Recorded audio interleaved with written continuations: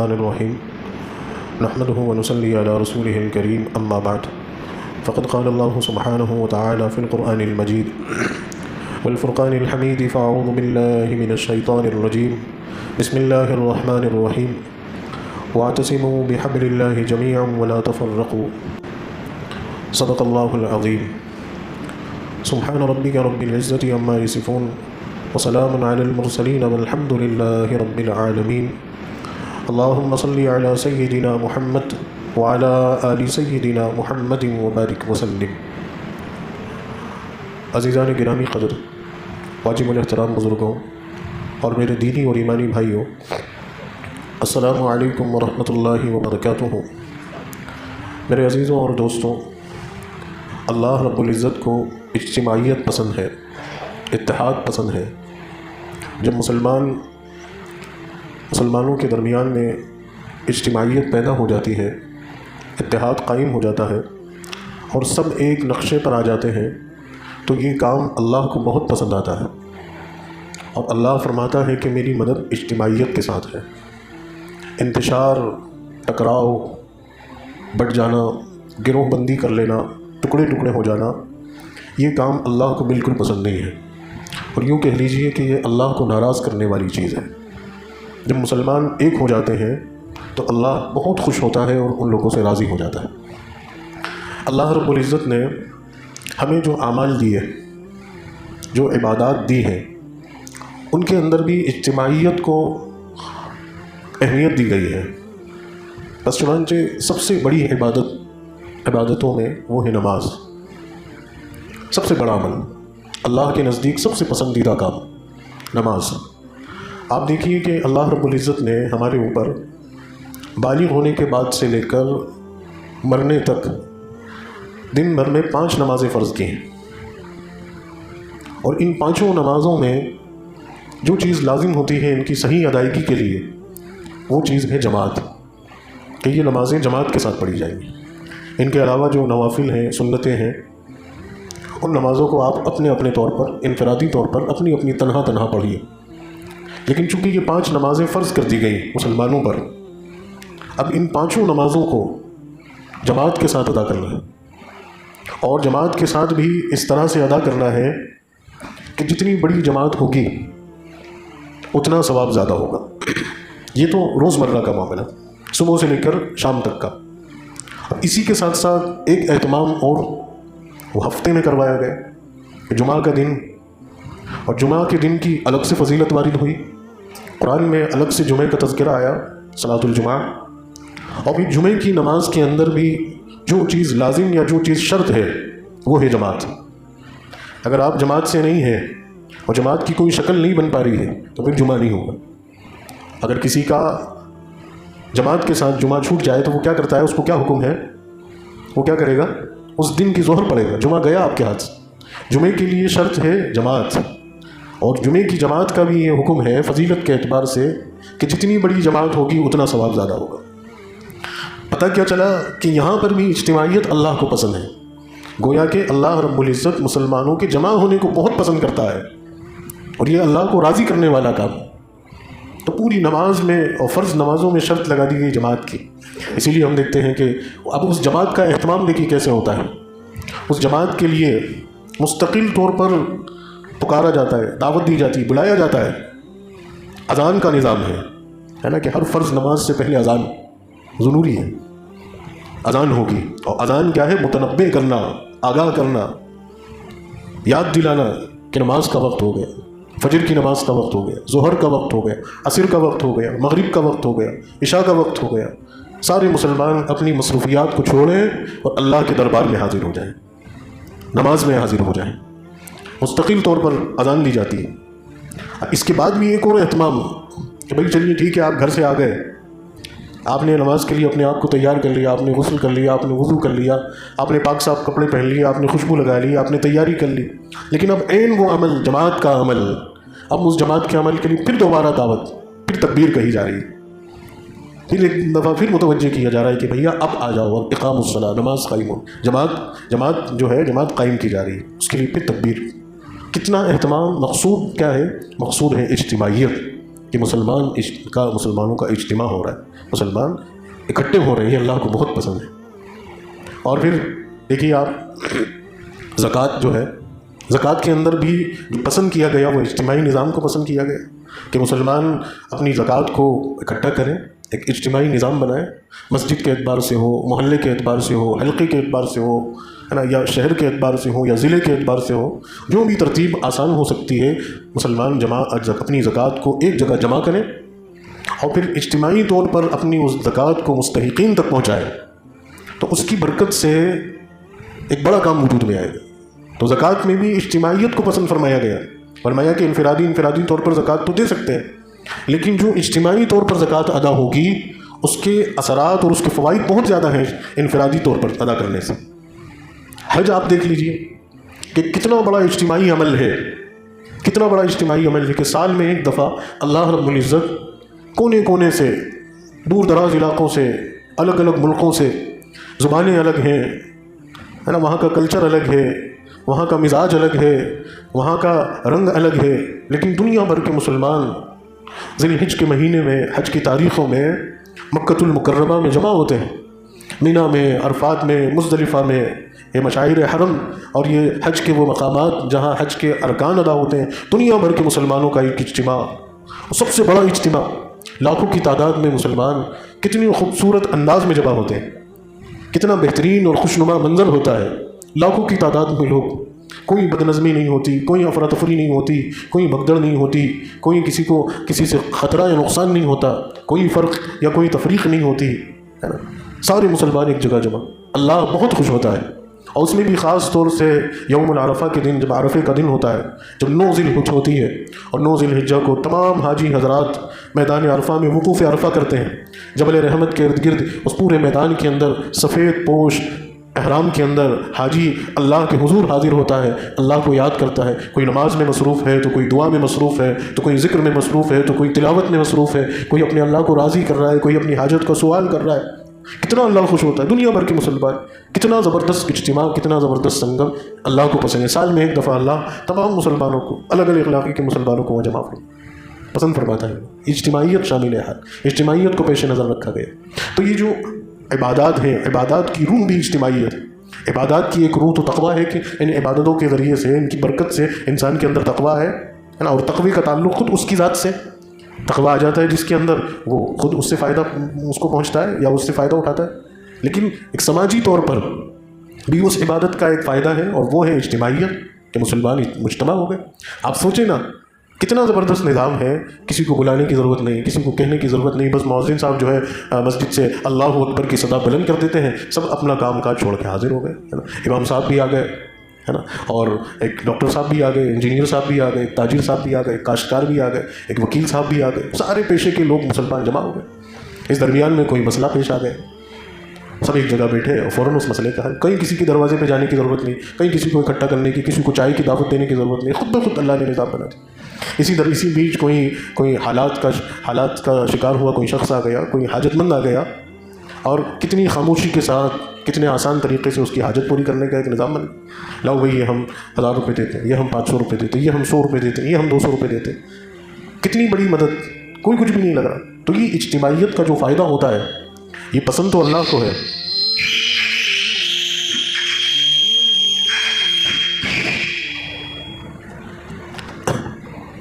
یہ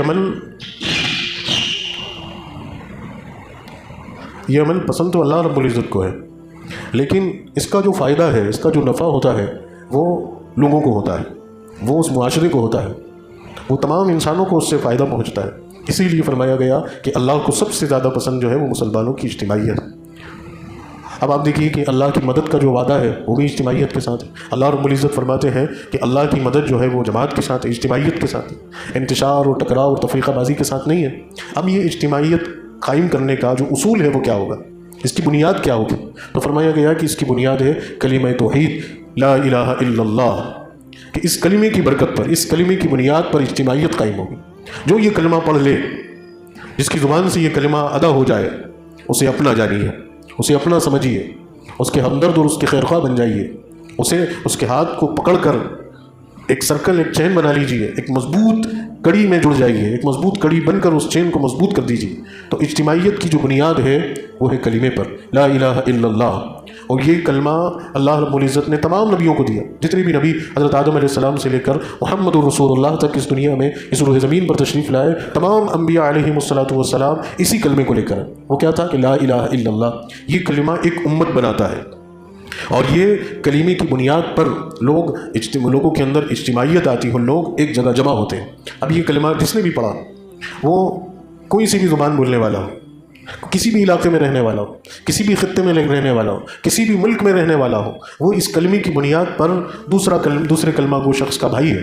یہ ایک ایمان کا رشتہ قائم ہو گیا، اور یہ ایک ایمان کی نسبت قائم ہو گئی کہ اب کلمہ پڑھنے والے تمام لوگ آپس میں بھائی بھائی ہیں، ان کے درمیان ایک رشتہ قائم ہو گیا، ایک نسبت، ایک روحانی تعلق قائم ہو گیا۔ اب یہ ایسا تعلق ہے، ایک ایسا رشتہ ہے، ایک ایسی نسبت ہے کہ جس کو ملکوں کی سرحدیں بانٹ نہیں سکتی، ملکوں کی سرحدیں کاٹ نہیں سکتی۔ بنیادی طور پر تمام ایمان والے آپس میں ایک دوسرے کے بھائی ہیں، ایک دوسرے کے ہمدرد اور ایک دوسرے کے خیرخواہ ہیں، ایک دوسرے کے محسن ہیں۔ اور یہ کلمہ اس بات کا تقاضا کرتا ہے، اور اس کلمے کا جو سب سے بڑا تقاضا ہے وہ یہی ہے کہ ایک دوسرے کی ہمدردی اور ایک دوسرے کا احساس پیدا ہو جائے دلوں کے۔ جب ہمدردی اور احساس پیدا ہوتا ہے تبھی تو اجتماعیت آتی ہے۔ جب ہمدردی نہیں ہوئی، احساس نہیں ہوا، تو پھر کیسے اجتماعیت قائم ہوگی؟ پھر تو ایک دوسرے کو نقصان پہنچنے کا خطرہ، ایک دوسرے کو تکلیف پہنچنے کا خطرہ۔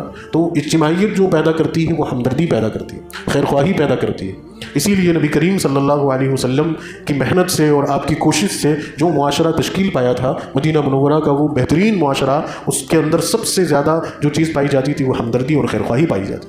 ہر کلمہ گو شخص اپنے دوسرے کلمہ گو شخص کو اپنا بھائی سمجھتا، اور اتنا گہرا رشتہ سمجھتا تھا، اور اس رشتے کی اہمیت کو اتنی گہرائی کے ساتھ اس کو ادا کرتے تھے کہ گویا کہ جو حقیقی اور اصلی رشتے ہیں اس کی طرح نبھایا جاتا، کہ جس طرح سے ایک سگا بھائی ہے اور ایک سگے بھائی کو اپنے دوسرے بھائی سے ہمدردی ہوتی ہے، ایک سگی بہن ہے اس سے بھائی کو ہمدردی ہوتی ہے، ویسی ہی ہمدردی اور ویسی ہی خیرخواہی ایک کلمہ پڑھنے والے اپنے مسلمان بھائی سے ہوتی ہے۔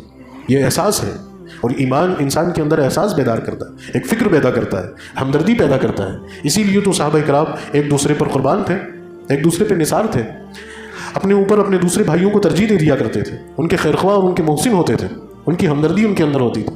ان کا یہ مزاج تھا کہ میرے ہوتے ہوئے میرا کوئی بھائی پریشان نہ رہے، میں اپنے طور پر اپنے بھائی کی کیا مدد کر سکتا ہوں۔ وہ اس مدد کرنے کے لیے ہمیشہ تیار اور آمادہ رہتے تھے۔ وہ یہ نہیں دیکھتے تھے کہ اس کو مدد کرنے سے مجھے نقصان ہو جائے گا، یا اس کی مدد کرنے سے مجھے میرا مال کم ہو جائے گا، یا میرے دشمن بڑھ جائیں گے، یا مجھے کوئی خطرہ لاحق ہو جائے گا۔ نہیں، وہ سب بعد میں دیکھیں گے۔ پہلا فرض تو یہ ہے کہ میں اپنے بھائی کے ساتھ کھڑا رہوں، میں اپنے بھائی کی مدد کروں۔ اور حتیٰ کہ یہ تک صحابہ کرام نے مثالیں پیش کر دیں کہ اگر کوئی مسلمان آیا، کوئی کلمہ پڑھنے والا باہر سے کوئی مسافر آیا، اس کو ٹھہرنے کے لیے جگہ نہیں مل رہی، اس کو کھانے کے لیے کوئی جگہ نہیں مل رہی، تو اپنے گھر لے جاتے، اور پتہ ہے کہ گھر کے اندر بھی کھانا نہیں ہے نا۔ گھر کے اندر آئے اور پوچھا گھر میں کہ کھانے کا کیا نظام ہے، تو اندر سے جواب آیا کہ کھانا تو صرف اتنا ہے کہ بچے کھا لیں، آپ کا اور ہمارا بھی گزارا نہیں ہوگا۔ تو اس پر بھی اپنے بھائی کو کیسی ترجیح دے رہے ہیں کہ کہا کہ بچوں کو سلا دو، ہے نا۔ یہ جو مہمان آئے ہیں، یہ جو ایمان والا بھائی آیا ہے، اس کی مہمان نوازی کرنا، اس کی ضیافت کرنا، یہ ہمارا فرض ہے۔ اس کو کھانا ہم بھوکے رہ لیں گے لیکن ہم اپنے بھائی کو کھلائیں۔ کیسی عظیم مثال پیش کی۔ آپ دیکھیے کہ کتنے زبردست لوگ تھے کہ بیوی سے کہا کہ بچوں کو سلا دو، بچوں کو سلا دیا گیا، جو بھی کھانا ہے وہ دسترخوان پہ پیش کر دو، اور کھانا جیسے ہی ہم کھانا شروع کریں چراغ کو گل کر دینا، چراغ بجھا دینا، ہے نا۔ کیا ہوگا کہ اندھیرے میں میرا بھائی کھا لے گا اور وہ سمجھے گا کہ میں بھی کھا رہا ہوں۔ کیسی مثال، کیسی ہمدردی، کیسی اپنائیت، اور اس رشتے کی اہمیت کو واقعتاً صحابہ کرام نے سمجھا۔ تو اس کی برکت سے اللہ تبارک و تعالیٰ نے ان کے مقدر میں فتح اور کامیابیاں لکھ دی۔ آج تو سگا بھائی اپنے سگے بھائی کو سمجھنے کو تیار نہیں ہے، اس کی بھائی کی اپنے دوسرے بھائی کے لیے ہمدردی نہیں ہے، کوئی تعلق، کوئی نسبت نہیں ہے، کوئی پرواہی نہیں ہے۔ اور ایک اور مثال جنگ کے میدان کی آپ دیکھیے کہ جنگ ختم ہو چکی ہے، زخمی لوگ زمین پہ پڑے ہوئے ہیں، صاحب اپنے بھائی کو، اپنے چچا زاد بھائی کو تلاشتے ہوئے پانی لے کر آئے اور ڈھونڈ رہے ہیں لاشوں کے ڈھیر میں کہ میرا بھائی مجھے ملے اور کچھ رمق اس کے اندر باقی ہو، پانی ساتھ میں لے کر چلو۔ اور وہ پانی لے کر اپنے بھائی کے پاس پہنچے اور بھائی کو گود میں بٹھایا اور پانی پلا رہے ہیں، اور پاس سے ایک صاحب کی آواز آ گئی کہ میں بھی پیاسا ہوں، مجھے بھی پانی۔ اب وہ آخری لمحے ہیں موت کے، حلق پیاس کے مارے سوکھا جا رہا ہے اور موت سر پہ کھڑی ہوئی ہے، ایسے وقت میں بھی کیا کہا؟ مجھے بعد میں پلا دینا، پہلے ان کو پانی پلاؤ۔ اب وہ ان کے پاس پانی لے کر پہنچے، اب ان کو پانی پلا رہے ہیں، پاس سے اور آواز آ گئی کہ مجھے بھی پیاس لگ رہی ہے، تو جس کے پاس پہنچایا تھا اس نے بھی کہا کہ بھائی پہلے ان کو پلا دو۔ اب ان کے پاس پہنچتے ہیں، تب تک ان کا انتقال، پھر لوٹ کر آتے ہیں، ان کا بھی انتقال، پھر اپنے بھائی کے پاس آتے ہیں تو وہ بھی انتقال کر گئے۔ کیسی ہمدردی ہے یار! یہ ہے اصل میں ایمان، کہ ایک مسلمان اپنے دوسرے مسلمان بھائی کو تکلیف میں دیکھنا بالکل برداشت نہیں کر سکتا، بالکل برداشت نہیں کر سکتا۔ یہ نماز سکھا رہی ہے ہمیں، یہ زکوٰۃ سکھا رہی ہے ہمیں، یہ حج سکھا رہا ہے ہمیں۔ اگر یہ ہمدردی ہمارے دلوں کے اندر اپنے مسلمان بھائیوں سے نہیں ہے تو یہ ہماری نماز، یہ ہماری زکوٰۃ، یہ ہمارے روزے، یہ ہمارا حج، یہ اللہ رب العزت قبول کرے ان کو، ہم تو دعا کرتے ہیں، لیکن ان کی روح تک، ان کی حقیقت تک ہم نہیں پہنچے، اس سے ہم محروم ہیں۔ اس کا ثواب اگرچہ ہمیں ضرور مل جائے کہ بھئی آپ نماز پڑھی، آپ نے، آپ ثواب تو لے لو، لیکن محرومی ضرور ملے گی اس میں کہ آپ کے دل کے اندر ایک مسلمان کے لیے ہمدردی نہیں تھی، ایک مسلمان تڑپ رہا تھا، ایک مسلمان بل بلا رہا تھا، ایک مسلمان پریشان حال تھا، ایک مسلمان ظلم کی چکی میں پس رہا تھا، اور آپ مزے سے تھے، آپ عیش و آرام کی زندگی گزار رہے تھے، آپ لطف و عنایت کے ساتھ جو ہے اپنے سارے معاملات طے کر رہے تھے۔ حال یہ ہے کہ آپ کا ایک مسلمان بھائی وہ تڑپ رہا ہے، وہ بلبلا رہا ہے نا، آپ کی ایک مسلمان بہن، ایک کلمہ گو بہن، وہ ظلم کی چکی میں پس رہی ہے، اور آپ صرف اس کی داستان کو سن لیتے ہیں اور آپ کے کان تلے جوں تک نہیں رہیں گی، تو آپ کے اندر کیا ایمانی حمیت یا کیا ایمانی غیرت جاگی؟ آپ کچھ نہیں حاصل ہو۔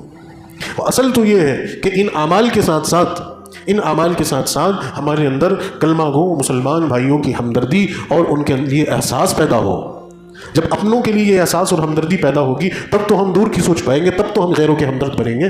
جب ہم اپنوں کے لیے ہمدرد نہیں ہے، اپنوں کی ہمدردی اگر ہمارے اندر نہیں ہے، تو آج جو غیر امت جو سامنے ہمارے ہیں، ہمارے جو غیر مسلم بھائی ہیں، ان کی کیا ہمدردی کی توقع ہو ہمارے سے؟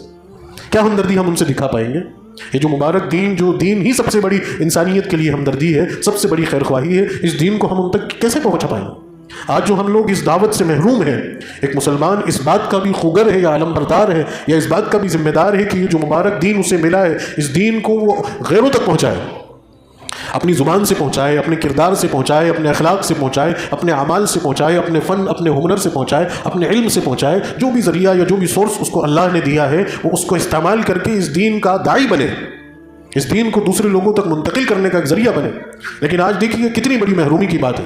آج ہم اگر غور کریں اپنی زندگی پر، تجزیہ کریں اپنے آپ کا اور اپنے حال کا ایک ذرا سا جائزہ لیں کہ ہماری عمریں 40 سال، 50 سال، 30 سال، 35 سال، جتنی بھی جس کی عمر ہو گئی، اللہ نے اسے بال بھی دیا، اللہ نے اسے صلاحیت بھی دی، اللہ نے اسے ہنر بھی دیا، اللہ نے اسے عزت بھی دی۔ اس پوری زندگی کے اندر کتنے غیر مسلموں کی فہرست وہ بنا سکتا ہے یا بتا سکتا ہے کہ میں نے ہمدردی کے ساتھ، خیر خواہی کے ساتھ، ایک تڑپ کے ساتھ، ایک جذبے کے ساتھ، اور نبی کریم صلی اللہ علیہ وسلم سے جو نسبت مجھے ملی ہے کہ میں آپ علیہ السلام کا امتی ہوں، آپ کی جو فکر تھی، آپ کی جو تڑپ تھی، آپ کے اندر جو ولولہ انگیزی تھی کہ اس دین کو پہنچانا، اس کی نسبت، اس کی فکر سے میں نے کتنے غیر مسلموں کو جو ہے دین کی دعوت پیش کی۔ غور کریں، ہم تجزیہ کریں۔ میں یہ نہیں کہتا کہ سبھی صفر نکلیں گے، ہے اللہ والے کو جیسے کہ جو اس فکر میں رہتے ہیں، اس موقع میں رہتے ہیں، لیکن ایک اکثریت تو غافل ہے۔ بس ہمارا دائرہ اتنا محدود ہے کہ بھیا میں بس میری نماز پڑھ لوں، میں میرا حج کر لوں، میں میرا روزہ رکھ لوں، میں میری تلاوت کر لوں، میں میرا ذکر کر لوں، اور میں بری ذمہ آخرت کے ہر معاملے سے، اور سمجھ رہا ہے کہ مجھے تو جنت میری تو پکی ہو گئی، بآسانی میں جنت میں داخل ہو گئے۔ اتنی آسان جنت ہم نے سمجھ لی، اتنی آسان اگر ہم نے جنت سمجھ رکھی ہے تو پھر صحابہ کرام کی قربانیوں کا کیا ہوگا؟ کیسی قربانی ان کی کہ گھر چھوڑ دیے، کاروبار چھوڑ دیے، بیوی بچوں سے کہہ دیا کہ ہم جا رہے ہیں، کوئی بھروسہ نہیں لوٹ کے آئے یا نہیں آئے، بس اتنی نصیحت کر کے جاتے ہیں کہ تم اللہ کے دین پر قائم رہنا، بس اتنی نصیحت کر کے جاتے، جو تھا سارا چھوڑ کے جا رہے ہیں اللہ کے راستے میں، اللہ کے دین کی سربلندی کے لیے، انسانیت کی ہمدردی اور خیر خواہی کے لیے۔ تبھی تو اللہ نے سرخروئی نصیب فرمائی، تبھی تو اللہ نے ان کی تقدیر میں فتح لکھ دی، تبھی تو اللہ نے کامرانی اور کامیابی کو ان کا مقدر بنا دیا کہ پھر جدھر قدم ڈالا ادھر کامیابی کے ساتھ بڑھتے ہی چلے جا رہے ہیں، اور لوگ انہیں جو ہے پلکوں پہ بٹھا رہے ہیں، سروں کا تاج بنا رہے ہیں، ان کو ہاتھوں ہاتھ لے رہے ہیں کہ یہ تو فرشتہ صفت لوگ ہیں کہ اپنا سب کچھ چھوڑ کے آ گئے۔ اور آج مسلمان چھوڑنے کی بات تو چھوڑیے، وہ اپنا حق لینے کے ساتھ ساتھ دوسرے کے حق کو مارنے کی بھی فکر میں ٹوگے رہتے ہیں۔ اور حق چھوڑنے کی بات تو چھوڑ دینا کہ وہ تو یہاں ڈنڈی مارنے کی فکر میں رہتا ہے، اسے کوئی مطلب نہیں اس چیز سے کہ میرے اس معاملے سے، میری اس ناکارہ اور حقیر سی حرکت سے کہ میرے دھوکہ دے دینے سے یا میرا جھوٹ بول دینے سے یا میرے بکواس کر دینے سے یا میری گالی بک دینے سے یا میری بد اخلاقی کر دینے سے صرف میری بدنامی نہیں ہوگی، میری ذات کے ساتھ نبی کریم صلی اللہ علیہ وسلم کی نسبت جڑی ہوئی ہے، میری ذات کے ساتھ اسلام کی عظمت جڑی ہوئی ہے۔ میری ذات سے اگر کسی کو تکلیف پہنچتی ہے، کوئی نقصان پہنچتا ہے، کوئی اذیت پہنچتی ہے، تو یہ صرف اس کا مجرم میں میری ذات تک محدود نہیں ہوں، بلکہ سامنے والے کے اندر یہ تاثرات منتقل ہوں گے کہ مسلمان ایسے ہی ہوتے ہیں، اسلام ایسے ہی ہوتا ہے، اور ان کے جو نبی محمد عربی صلی اللہ علیہ وسلم اعوذ باللہ وہ ایسے ہی ہوں گے، تبھی تو یہ ایسے ہیں۔ ہم غور کریں نا کہ ہمارے ایک جھوٹ سے، ہماری بددیانتی سے، ہماری بد اخلاقی سے، ہماری بد کرداری سے، ہمارے کسی غلط کام سے صرف وہ نحوست ہماری ذات تک محدود نہیں ہو رہی، بلکہ ایک سلسلے وار وہ کہاں تک پہنچ رہی ہے، اور نہ معلوم کتنے لوگوں کو دائرہ اسلام میں داخل ہونے میں درمیان میں رکاوٹ بن رہی ہے۔ کہ ایسے ہی ہوتے ہوں گے یار مسلمان، یہی سکھاتا ہے اسلام، یہی اسلام کا لب لباب اور خلاصہ ہے۔ یہ تاثر آج غیر جو لے رہے ہیں وہ کس سے لے رہے ہیں؟ قرآن سے تو نہیں لے رہے نا، ان کو کیا پتا قرآن میں کیا لکھا ہوا ہے؟ نبی کریم صلی اللہ علیہ وسلم کی سیرت سے تو نہیں لے رہے نا، انہوں نے کہاں پڑھی نبی کریم صلی اللہ علیہ وسلم کی سیرت؟ ان کو کہاں پتا کہ نبی کریم صلی اللہ علیہ وسلم کے اخلاق کیا تھے، آپ کا کردار کیا تھا، آپ کی زبان کیسی تھی، آپ کے معاملات کیسے تھے؟ ان کو نہیں پتا نا۔ وہ تو کس کو دیکھتے ہیں؟ وہ قرآن کو نہیں دیکھیں گے، وہ مسلمانوں کو دیکھیں گے۔ وہ مسلمانوں کے نبی محمد صلی اللہ علیہ وسلم کو نہیں جانتے، وہ مجھے اور آپ کو جانتے ہیں، اور وہ مجھ سے اور آپ سے، ہم سے جو ہے وہ یہ تاثر لیتے ہیں کہ اسلام کیسا ہے اور محمد صلی اللہ علیہ وسلم کیسے۔ آج غیروں کے اندر یہ بھی تاثر جا رہا ہے، یہ بھی ہماری بہت بڑی محرومی ہے کہ مسلمان تو مسلمان کا ہی نہیں ہوتا صاحب۔ آج مسلمانوں کا حال یہ ہو گیا کہ اپنے کسی مسلمان بھائی کے لیے وہ حق کی آواز اٹھانے میں کے لیے تیار نہیں، نہ معلوم کون سا ڈر، کون سا خطرہ، کون سا خوف، یا کون سا ان کے اوپر قیامت ٹوٹ پڑ رہی حق بولنے سے، حق کی گواہی دینے سے، حق کا ساتھ دینے سے، مظلوم کے ساتھ کھڑے ہونے سے۔ اسلام کا خلاصہ ہے، دین کا خلاصہ ہے کہ دین ظلم کو برداشت نہیں کرتا۔ جہاں اسلام ہے وہاں ظلم نہیں ہوگا، اور جہاں ظلم ہے اور وہاں مسلمان بھی مزے سے رہ رہے ہیں تو پھر ان کو غور کرنا چاہیے کہ ہمارا ایمان ہے، درست ہے یا نہیں۔ مسلمان تو وہ ہے کہ لاکھوں کی بھیڑ میں حق کی صدا بلند کر جائے، ایک مظلوم کے ساتھ آ کے کھڑا ہو جائے، مگر اس چیز کو دیکھیں کہ یہ لاکھوں کی بھیڑ ہے کہ میرا کیا حل کرے گی۔ اس کا یقین اور اعتماد تو اللہ کی ذات پہ ہے کہ میرا مددگار اور میرا کفیل تو اللہ ہے۔ اس کا ایمان بھیڑ پہ نہیں ہے، اس کا یقین بھیڑ پہ نہیں ہے، اس کا یقین لوگوں کی تعداد پر یا حکومت پہ نہیں ہے، وہ تو اللہ پر ایمان لایا ہے۔ اور اگر وہ بھیڑ کو دیکھ کے گھبراتا ہے، وہ بھیڑ کو دیکھ کے شرماتا ہے، وہ بھیڑ کو دیکھ کے پیچھے قدم ہٹا لیتا ہے، یہ حق بات کہنے سے جی چرا کے وہ راستہ نکال کے نکل جاتا ہے، تو پھر تو غور کرنا چاہیے نا کہ کس پہ ایمان رہا، کس پہ یقین رہا، کہاں رہا اللہ پر یقین؟ اللہ پر یقین ہونے کی بنیاد یا اس کی حقیقت تو یہ ہے کہ وہ حق کی گواہی دے، مظلوم کے ساتھ کھڑا ہو، ظلم کو روکے، ظالم کا ہاتھ پکڑے اور ظالم کو ظلم کرنے سے وہ جو ہے اس کو روکنے والا بنے۔ یہ ہے ایمان، یہ چاہتے ہیں اللہ رب العزت ہم سے، یہ ہے ایمان کی کسوٹی۔ آج ہم اس چیز سے دھیرے دھیرے محروم ہوتے جا رہے ہیں۔ آج حال یہ ہو گیا مسلمانوں کا کہ آج دیکھتے ہیں کہ ایک مسلمان خواہ مرد ہو یا عورت ہو، اس کے اوپر ظلم ہو رہا ہے، اور ہم اس ظلم کو دیکھتے ہوئے آگے بڑھ جاتے ہیں، صرف ہمارے تبصروں اور تذکروں تک بات محدود رہ جائے، بس اتنا کہ یار برا ہوا، غلط ہوا، اور اس کے علاوہ آگے بڑھنے کے لیے صفر ہے۔ اچھے لوگ پیچھے ہٹ جاتے ہیں اور ان کی زبان پر ایک ہی چیز ہوتی ہے کہ رہنے دیجئے، ختم کیجئے، اور اپنے آپ کو بچانے کا وہ ایک ذریعہ ڈھونڈتے ہیں کہ وہ تھا ہی غلط تو اس کے ساتھ ہونا بھی غلط ہی چاہیے۔ ارے بھائی وہ جس کے اوپر ظلم ہو رہا ہے، چلیے وہ غلط ہے تو کیا ظالم صحیح ہے؟ آج جب ظالم کو آپ ظلم کرنے کا موقع دیں گے تو آج چلیے اس نے کسی غلط پر ظلم کیا، کل کو وہ کسی صحیح انسان پر بھی ظلم کرنے کی اس کے اندر جرأت پیدا ہوگی۔ چلیے آج آپ نے مان لیا آپ کے اور میرے نقشے میں وہ شخص گناہگار ہے، وہ شخص مجرم ہے، قصوروار ہے، اس کی غلطی ہے، لیکن اس کو اس کی غلطی کی سزا دینے والا وہ شخص کون ہوتا ہے؟ قانون بھی کوئی چیز ہے، اصول بھی کوئی چیز ہے۔ اب قانون کے دائرے میں جا کر سزا دیجیے۔ آپ کو قانون ہاتھ میں لینے کا اختیار کس نے دیا؟ دنیا کا کوئی ملک، دنیا کی کوئی تہذیب، کوئی قانون کسی اس کے ناگرک کو قانون ہاتھ میں لینے کی اجازت نہیں دیتا۔ کون ہوتے ہیں آپ بھیڑ میں پکڑ کے کسی کو مارنے والے؟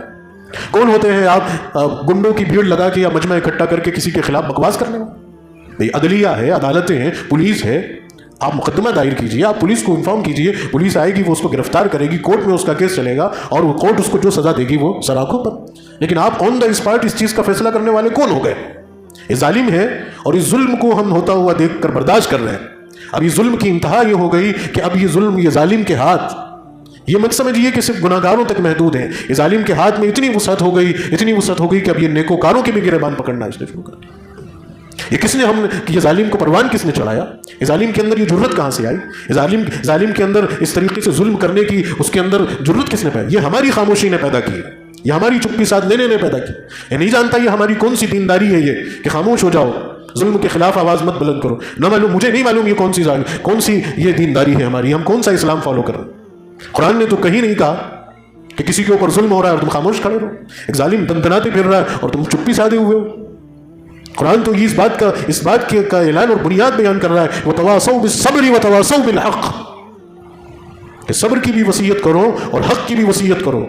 تکلیف آئے تو صبر ضرور کرو، لیکن جب حق بات بیان کرنے کا موقع آئے تو حق بات بیان کرنے سے دریغ مت کرو، یا جو لوگ حق کو لے کر کھڑے ہوئے ان کے معاون، ان کے ہمدرد، ان کے محسن بن جاؤ۔ ان لوگوں کو کمزور کرنے کی سازش مت کرو، ان لوگوں کے حوصلوں کو پست کرنے کی باتیں مت کہو۔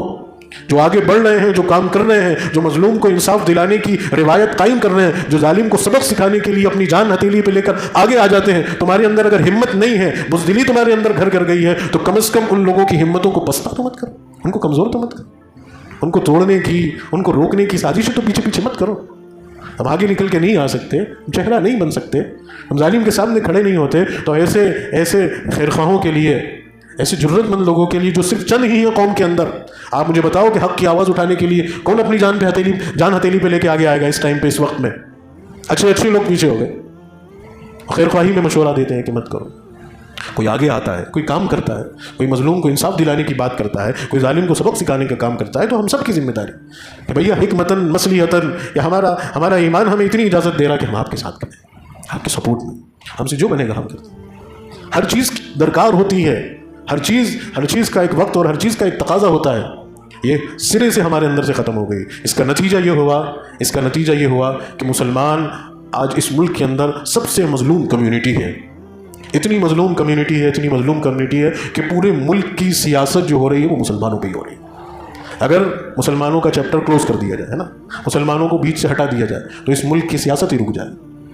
اس ملک کی جو پوری سیاست ہو رہی ہے وہ مسلمانوں کے نام پہ ہے، اور سیاست کرنے والوں کو پتہ ہے کہ یہ وہ ناکارہ کو، آپ میری بات کو، میں آپ سے معذرت چاہتا ہوں اگر یہ جملہ میرا کسی کو تلخ لگے، لیکن حقیقت ہے، ان کو پتہ ہے کہ مسلمان اتنے نہتے، اتنے ناکارہ، اتنے بے غیرت ہو گئے ہیں کہ یہ آواز تو اٹھائیں گے نہیں، یہ اپنے مظلوم بھائی کی مدد تو کریں گے نہیں، بس خاموشی سے دیکھ کے یہ جو ہے بس زیادہ سے زیادہ کیا کریں گے کہ مسجد میں بیٹھ کے جو ہے یہ ہاتھ اٹھا کے ان کے امام جو ہے وہ دعا کروا دیں گے، وہ بھی بتائے کہ اس سے تو مسئلے حل ہوں گے نہیں، اور یہی کام رہے گا یار۔ یہی بات بس یہیں تک آ کر رہے کہ اسی ہی ہم نے اسلام سمجھ لیا، اسی ہی ہم نے دین سمجھ لیا۔ اللہ کرے یہ چیز ہمارے دلوں سے نکلے اور ہم ایک دوسرے کے ہمدرد اور خیرخواہ بنے، ایک دوسرے کے ساتھ کھڑے ہونے والے، ایک دوسرے کی ہمت اور ایک دوسرے کی طاقت بنے، اور اپنے مظلوم مسلمان بھائی یا بہن کے لیے آواز بلند کرنے والے بنے، یا کم از کم جو لوگ یہ کام کر رہے ہیں ان لوگوں کے معاون بنے، ان کے محاسن بنے، ان کے ہمدرد بنے، ان کو بیک سپورٹ کرنے والے بنے، ان کو ہمت دلانے والے بنے، ان کے حوصلوں کو اٹھانے والے بنے۔ پھر آپ دیکھیے یہ ذرا سی پہل اگر ہم لوگوں نے کر دی تو ظالم کو لگام پڑ جائے گی، اس کے ہاتھ ٹوٹ جائیں گے، اس کو معافی مانگنا پڑے گی، اور اس کے ایک کے اوپر ہوتی ہوئی یہ کارروائی کے دیکھ کر پیچھے کھڑے ہوئے 50 بزدل پیچھے ہٹ جائیں گے۔ اگر ہم نے ایک کو بے لگام چھوڑ دیا اور اس کو کچھ بھی نہیں سبق سکھایا، ہے نا، اس کو قانون کے راستے سے، قانون کے دائرے میں رہ کر، قانونی حق اور ادھیکار کے ذریعے سے اس کو اگر سبق نہیں سکھایا، تو وہ ایک کو ہم نے چھوٹا چھوڑا تو 50 پیچھے تیار کھڑے۔ اب کس کو روکیں گے؟ تو بہتر یہی ہے کہ ایک کو ہی روک لیے جائے۔ اس کے لیے بہتری اور خیرخواہی ہے کہ ہمارے اندر اجتماعیت آئے، اتحاد آئے، ہمدردی آئے، ایک درد بیدار ہو، ایک حوصلہ بیدار ہو، اور اپنی قوم کے اندر جو یہ خیرخواہی کا کام کرنے والے لوگ ہیں ہم ان کے معاون اور ان کے محسن، ان کے ہمدرد، ان کے خیرخواہ ہم بنیں۔ اللہ رب العزت ہم سب کو عمل کرنے کی توفیق نصیب فرمائے۔ وآخر دعوانا ان الحمد للہ رب العالمین۔